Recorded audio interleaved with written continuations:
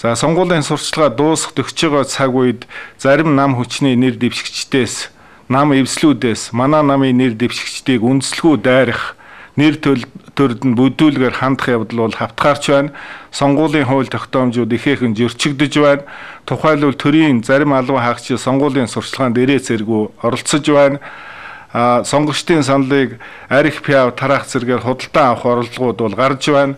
Овоо тахилгын баяр наадамд сүсэг үсэрлийг ашиглах ийм байдлууд бол нэлээд зөрчлийн үйлдэлүүд бол илэрч байгаа.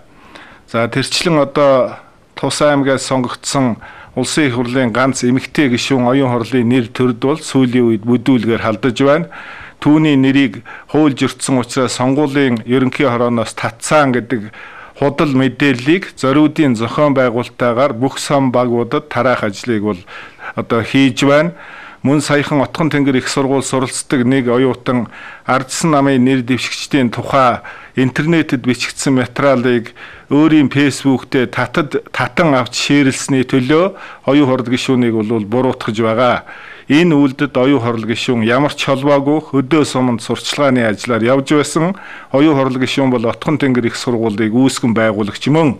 Тэгтээ тус сургуульд одоо суралцж байгаа 2000 оюутан уг сургуулийг төгсөж эх орныхоо өнцөг булан бүрт ажиллаж байгаа олон зуун хүний үг үйлдэлийн төлөө оюун хурал гишүүнийг хариуцлага хүлээн гэвэл дэндүү өрөөсгөл юм а. Ингээд нийт завханчуудаа хандаж хэлэхэд оюун хурал гишүүний нэрийг татуулсан ийм үйлдэл байхгүй. Манай намаас нэр дэвсэн оюун хурал гишүүн төрийн хууль тогтоомжийг огт зөрчөөгүй, хуулийн дагуу шударгаар ажиллаж байгаа. Улс төрийн нам хүчнүүд энэ овээгүү бүдүүлэг үйлдэлээ бас тасан зогсоох хэрэгтэй байна. Бид энэ талаар бол хууль хүчний байгууллагууд бол тусгаалan хандсан байгаа.